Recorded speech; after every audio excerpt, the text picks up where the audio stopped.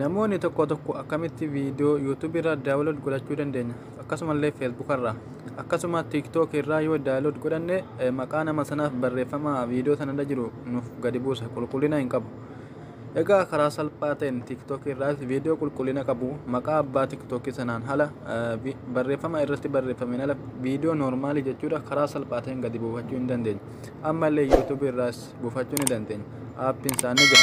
Facebook irraallee karaa salphaa ta'een viidiyoo dhedheeraa akkamii karaa gabaabaadhaan daqiiqaa muraasa keessatti buufachuu hin dandeenya.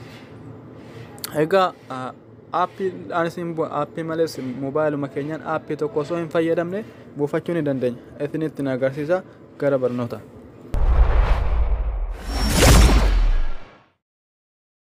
Harka fuune warri amantaa Abiraamo akkasuma warri kiristaanaa Pirootestaantiin hundi keessan waan gaagara tarabee egaa barumsa irraa keessatti akkamitti aappii tokko malee viidiyoo daawunlood godhanna Facebook irraas akkasumas YouTube irraas TikTok irraas kan jedhu egaa aappii warri barbaadanis aappicha isinitti agarsiisa. Gabaabumaan viidiyoo tokko Facebook irraa buufachuuf gama Facebook keenyaan seenna.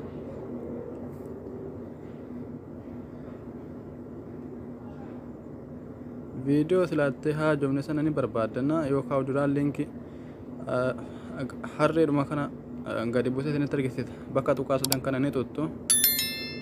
Haala kanaan copy linkii bakka jedhu kana linkii isaa fudhattanii deemtu.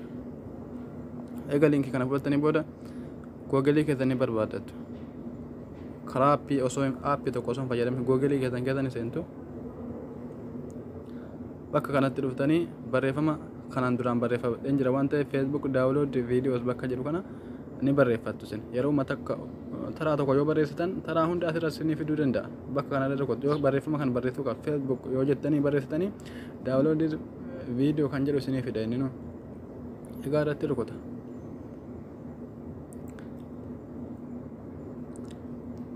Haala kanaan naaf fidee jira mataa gubbaa irratti viidiyoo daawunlood godhachuu barbaadde noormaalii bifa ta'een viidiyoo qulqulluu sana bakka kanatti irratti rukuta.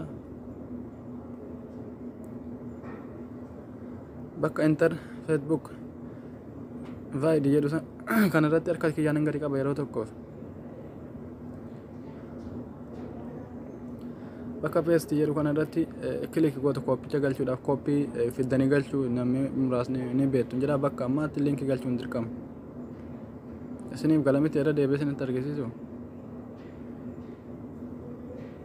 Irraan balleessaa namoota baay'ee shingal waan ta'eef bakka kana jechuun intar bakka jedhu kanatti jechuudha. Facebook bakka jedhu kana harka keessaniin gadi qabdu jechuudha. Harka keessaniin gadi qabdu quba keessanii yeroo tokko barreeffama akka ergasii maal isiniif fidee paste bakka jedhu kana isiniif fida jechuudha. Isarratti yeroo tokkoof irratti kilik godha. Dura linkii fidachuu qabdu erga linkii tanaa haala kanaan linkii as keessatti ni galcha. Sanbooda daawunlood bakka jedhu kana tuttu. Obsumaan eeggadhaa.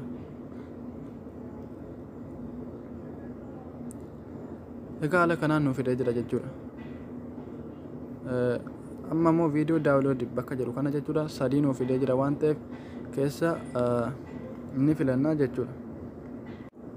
Egaa haala kanaan viidiyoo daawunlood bakka jedhu kana daawunlood viidiyoo bakka jedhu kana jechuudha. Isa gubbaa noormaalii isa ofirraa hin qabne isa gara gadi kana irratti kilik gootu jechuudha. Viidiyoo kana isinii fiduu danda'a. Yoo immoo barreeffama kan daawunlood kana bakka lamatti isinii fiduu didee bakka tokko qofatti isinii fidee isuma tokko irratti rukutattu. Haala kanaan irratti rukutee isin argisiisa. Okay, haala kanaan naaf buusaa jira jechuudha. Gama gaalaarii deemee isinitti agarsiisa. Egaa osoo hin turre viidiyoo ammaa naaf buusaa jira jechuudha. Mallattoo harree kan hin argitu viidiyoo kana daqiiqaatti gadi naaf buusaa jira. Egaa gama TikTok ammoo utuu deemna. TikTok irraa viidiyoo qulqulluu tokko gadi buusuudhaaf TikTok keenya keessanis beeksisa kana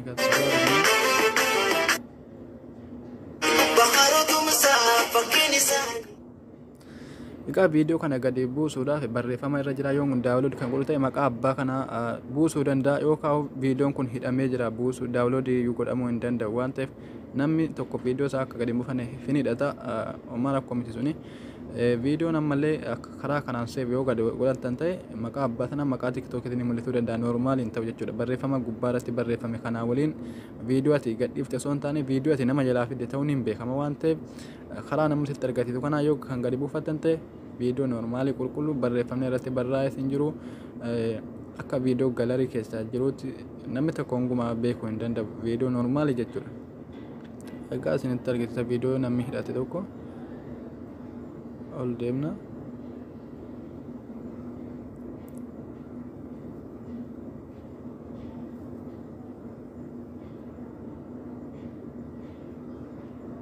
mallattoo sheerii kana sheer bakka jedhu mallattoo sheerii jedha kan nam tokko mallattoo sheerii kana inni rukunna jechuudha gubbaa kana jalatti.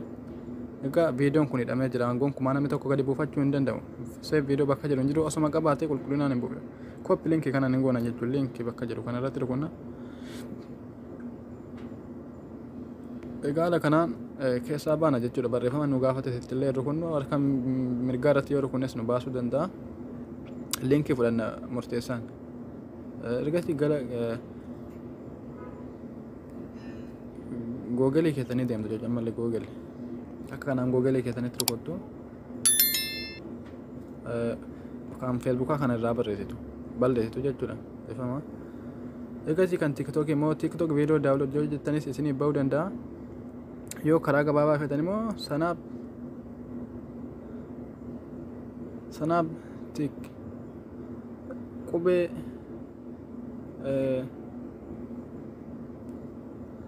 qubeessaa fi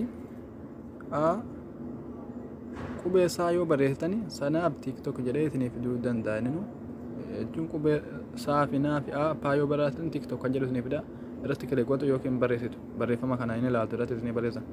Haala kanaan viidiyoo daawunloodii nu fidee jira jechuudha. Kanuma jalqabaa kana irratti filattu ka gubbaallee beeksisa kanallee yoo dandeessan inni dubbistu ka jalqabaa kanan filadha jechuudha.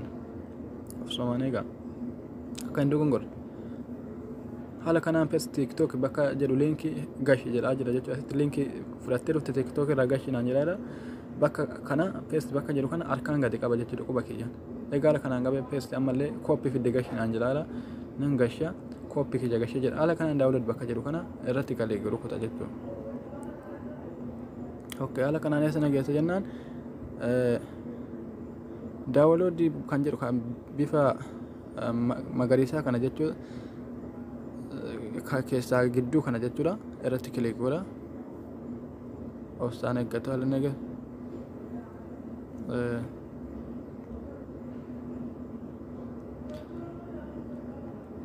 aywa sana osoo hin taane kagadii kana jechuudha tokko lama ibsitaniitu afur naaf fideera waan ta'eef kagadii kana jechuudha. Serverii kana irratti daawunlood serverii kana irratti kilik gootu.